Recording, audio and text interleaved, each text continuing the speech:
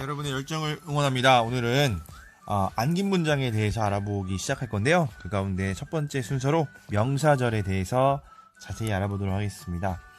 명사절은요, 여러분 두 번째 학습 목표가 좀 중요한데요. 명사형 어미와 명사파생 접사를 구분하는 문제들이 여러분 자주 출제가 됩니다. 그래서 오늘 꼼꼼하게 좀 살펴보도록 하겠습니다. 자, 그러면 우리 지난 시간에 이 표를 선생님이 한 차례 보여줬을 겁니다. 문장의 짜임에 관련된 내용인데요. 우리가 보통 문장이라 함은 서술어가 있고요. 그 서술어의 주체인 주어가 있어요. 주어 서술어 관계를 갖고 있는 것을 우리가 문장이라고 이야기하는데, 주어 서술어 관계가 한 번만 나타나도 우리는 문장이라고 할 수 있습니다. 근데 한 번만 나타나면 우리는 그 문장을 혼문장이라고 부른다고 이야기를 했고요. 주술 관계가 두 번 이상 나타날 때는 겹쳐있다 라고 해서 겹문장이라고 부른다고 했습니다. 그리고 그 겹문장의 첫 번째 순서로 지난 시간에 이어진 문장에 대해서 알아봤었죠. 대등하게 이어진 문장과 종속적으로 이어진 문장이 있었습니다. 자, 이어진 문장 같은 경우는 말 그대로 문장 두 개가 나란히 이어져 있는 거예요. 그렇다면 오늘 공부할 안긴 문장이라고 하는 것은 어떤 것일까요? 한번 볼게요. 자, 우리는 비가 와서 학교에 안 갔다. 여기서 비가 오다 라고 하는 문장이요, 우리는 학교에 안 갔다 라고 하는 큰 문장 안에 들어있죠. 자, 이어진 문장은 문장이 나란히 이어져 있다면, 안긴 문장은 전체 문장 안에 또 다른 문장이 속 안에 들어가 있는 거예요. 자, 그러니까 이어진 문장과의 어느 정도의 차이를 여러분 알 수 있을 겁니다. 자, 그리고 바깥에 큰 문장을 우리는 아는 문장이라고 하고요. 여기 들어가 있는 문장을 안겨있다 라고 해서 안긴 문장이라고 부릅니다. 그리고 이 안긴 문장의 종류 여러분 5가지 기억을 해두길 바랍니다. 첫 번째로 명사절로 안긴 문장, 관형절로 안긴 문장, 부사절로 안긴 문장, 서술절로 안긴 문장, 인용절로 안긴 문장, 5가지의 안긴 문장에 대해서 차근차근 선생님과 한 시간 살펴볼 겁니다.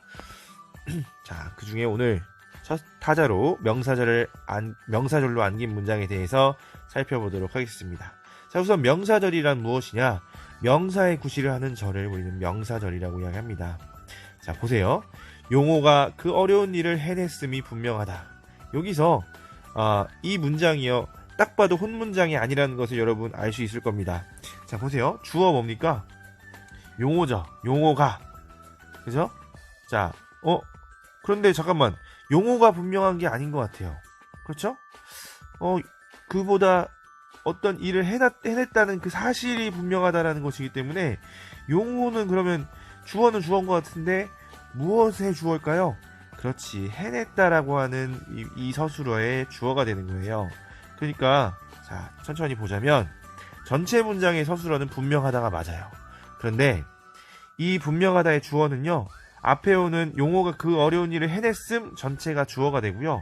이 주어가 되는 우리 그 안긴 문장을 우리는 주술 관계를 갖고 있기 때문에 얘를 명사절이라고 부른다는 겁니다.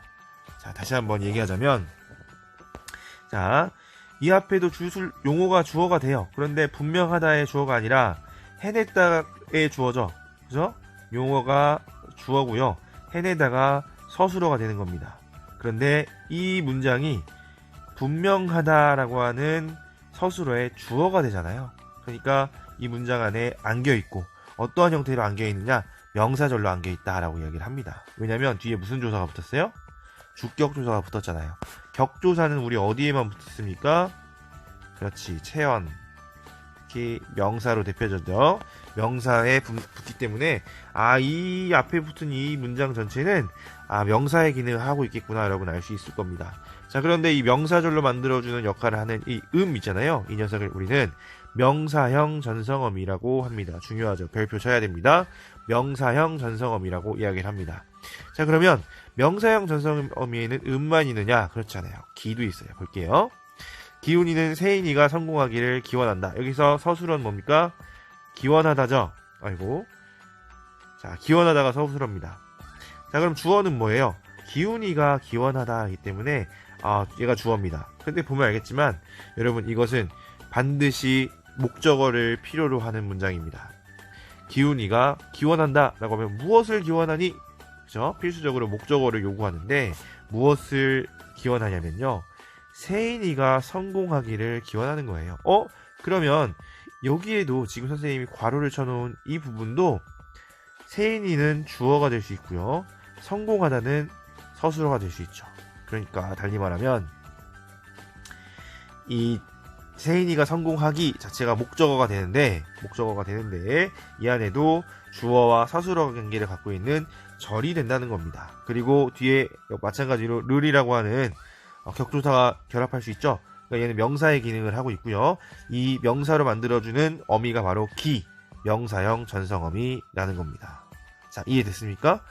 자, 명사형 어미를 통해서 이 문장이요, 그러니까 이 용호가 그 어려운 일을 해냈다라고 하는 문장과 세인이가 성공하다라고 하는 문장을 명사처럼 만들어서 하나의 문장 성분의 기능을 하도록 만드는 겁니다. 이 음이 붙어서, 여기는 첫 번째 문장은요, 음이 붙어서 주어의 기능을 할 수 있게, 주어의 문장 성분 기능을 할 수 있게 해줬고요. 여기에는 세인이가 성공하다라고 하는 문장에 다라고 하는 종결어미 대신 기라고 하는 전성어미를 사용해서 목적어로서 기능할 수 있게 만들어줬어요. 그것이 바로 명사절이라는 겁니다. 자, 볼게요. 자, 근데 문제는 뭐냐면요, 명사파생접사라고 하는 것에 대해서 여러분 지난번에 공부했을 겁니다. 근데 보세요. 웃과 달리, 웃다와 달리다, 여러분 둘 다 동사입니다. 그런데 여기에 음을 붙이면 우리가 웃음, 달리기와 같은 명사로 바뀌게 된다고 이야기를 했습니다. 여러분 그 지배적 접사 공부했었던 기억 날 겁니다. 품사를 바꾸어주는 지배적 접사이기도 합니다. 음과 기는요. 자, 그런데 문제는 명사형 전성어미에 대해서 선생님이 설명할 때 사용했던 앞에 나왔던 예들입니다. 용호가 그 어려운 일을 해냈음이 분명하다 해서 음은요, 선생님이 뭐라고 했죠? 그렇지. 음은 명사형 전성어미고, 기훈이는 세인이가 성공하기를 기원한다 해서 기는 역시나 명사형 전성어미입니다. 자, 그런데 이 음과 기가요, 앞서 우리가 공부했던 명사파생접서 음과 기랑 형태가 완전 같다라는 게 바로 문제예요. 그죠? 그래서 이 둘을 구분하는 것이 가장 중요합니다. 자, 그럼 명사형 전성어미와 명사파생접사 어떻게 구분할까요? 참고로 자, 이런 문장을 통해서 보면 알 수 있습니다. 첫 번째 문장부터 보겠습니다. 그 전에 음과 기가 쓰인 그 단어들을 찾아보죠. 자, 철학은 소크라테스가 장렬히 죽음으로써 꽃이 피었다, 그의 웃음으로써 분위기가 밝아졌다 해서 둘 다 음이라고 하는 명사형 전성음일 수도 있고요, 명사 파생접사일 수도 있는 녀석을 사용하고 있습니다. 그럼 이 둘을 어떻게 구분하느냐? 자, 다른 예를 함께 보면서 보도록 하겠습니다. 나는 공부를 정말 하기가 싫다 해서 기가 쓰였고요. 그죠? 우리는 그녀의 달리기를 기다렸다 해서 기가 역시 쓰였습니다. 똑같은 기가 쓰였는데 이 둘을 좀 구분을 해봐야 될 것 같아요. 어떤 것이 명사형 전성어미고 어떤 것이 명사파생 접사인지. 자, 일단 첫 번째 문장 볼게요. 철학은 소크라테스가 장렬히 죽음으로써 꽃피었다 해서 죽음이라고 하는 요 단어의 주어가 뭐예요? 소크라테스가 죽은 거잖아요. 그러면 죽음이라고 하는 이 녀석은 이 소크라테스의 서술어가 되는 겁니다. 무슨 말인지 알겠습니까? 자, 그럼 마찬가지로 밑에 있는 웃음도 찾아보죠. 웃음이 서술어가 된다면 누가 웃은 거예요? 그의라고 있지만 얘는 관형어예요. 주어라고 말할 수 없습니다. 관형격 조사가 쓰였잖아요. 그가 웃은 건 맞는데 여기서 주어라고 말할 수는 없다고요. 자, 그러면 얘는 주어가 있다 없다? 없다라는 겁니다. 반면에 밑에 거 보세요. 나는 공부를 하기가 싫다에서 하다라고 하는 것이 서술어라면 이 하는 것의 주체가 되는 녀석은 뭐예요? 나는이라고 주어가 제시가 되고 있죠. 자, 밑에 문장부터 보겠습니다. 우리는 그녀의 달리기를 기다렸다 했을 때 달리는 게 그녀인 것은 맞아요. 근데 여기서도 마찬가지로 그녀의는 뭐로 제시가 되고 있어요? 관형어로 제시가 되고 있기 때문에 얘를 주어라고 말할 수는 없습니다. 그럼 달리기의 주어가 우리냐? 아니죠. 우리는 주어가 맞는데요, 기다림이 서술어예요. 즉, 요 달리기는 주어를 상정할 수가 없다라는 겁니다. 자, 지금 말했지만 지금 철학은 소크라테스가 장렬히 죽을 못으로 꽃피었다라는 문장과 나는 공부를 정말 하기가 싫다라고 하는 문장에서는 선생님이 각각 죽음, 하기에 관한 관련된 주어를 찾아낼 수 있었습니다. 반면에 그 이외의 문장들은 주어라고 말할 수 있는 것들이 없었어요. 자, 이것이 바로 명사형 전성어미와 명사 파생 접사를 구분하는 첫 번째 기준입니다. 바로 그것이 뭐냐면요, 서술성이라는 겁니다. 자, 서술성이라는 것은 뭐냐면 주어를 여전히 갖고 있다는 겁니다. 서술어가 기능하기 위해서는 반드시 주어가 있어야 합니다. 자, 그렇기 때문에 주어를 가지고 있는 단어라면 서술성을 갖고 있는 것이고, 서술성이 있는 단어라면 이 의무의 정체는 전성어미다 라는 겁니다. 자, 전성어미라면 그럼 죽음의 품사는 뭘까요? 자, 어미가 붙는 품사는 뭐예요? 그렇지, 용언입니다. 용언. 명사처럼 쓰이고 있긴 하지만, 이 문장 전체가 명사처럼 쓰이고 있긴 하지만 그래도 명사는 아니라는 겁니다. 여러분, 전성어미에 대해서 예전에 선생님 한번 언급한 적이 있는데, 전성어미라는 것은 뭐냐면요, 만약에 남자고등학교에 연극부가 있어요. 근데 이 연극부에서 로미오와 줄리엣이라고 하는 연극을 해야 돼요. 그러면 남학생 중에 몇몇은 여자 역할을 해야 되지 않겠습니까? 로미오 역할도 있고 줄리엣 역할도 해야 되니까요. 그럼 줄리엣 역할을 하는 학생이 여장을 할 수 있겠죠? 여자의 역할을 한다고요. 그렇다고 해서 그 학생의 성별인 남자가 완전 여자로 바뀌는 거예요? 바뀌지 않죠. 본성은 바뀌지 않는다는 겁니다. 즉, 품사에서도 마찬가지예요. 전성어미라고 하는 것은 그냥 그의 역할을 하기 위해서 여장을 하든 남장을 하든 것처럼 본인을 이렇게 분장한 거라고 생각하면 돼요. 그런데 그렇기 때문에 그들의 본질 품사는 바뀌지 않습니다. 전성어미라고 하는 것이 그렇다는 거 여러분 꼭 알아둬야 됩니다. 반면에 그의 웃음으로써 분위기가 밝아졌다 해서 웃음이라든지, 그녀의 달리기를 기다렸다 해서 달리기 같은 경우는요, 아예 음과 기가 명사를 파생해주는 접사예요. 그렇다면 웃음과 달리기의 품사는 뭘까요? 그렇습니다. 각각 명사입니다. 명사 파생 접사는 품사를 아예 바꿔주는 거라고 했죠. 자, 이렇게 해서 첫 번째 구분 기준을 알아봤고요. 두 번째 구분 기준 알려주겠습니다. 자, 죽음이라고 하는 이 서술어를 꾸며주고 있는 단어가 있는데 뭐냐면 장렬이네요. 장렬하다 할 때 장렬이. 이거 품사 뭐예요? 문장 성분 뭡니까? 부사어죠, 부사어. 자, 웃음으로써에서 웃음을 꾸며주고 있는 말도 있네요. 그의.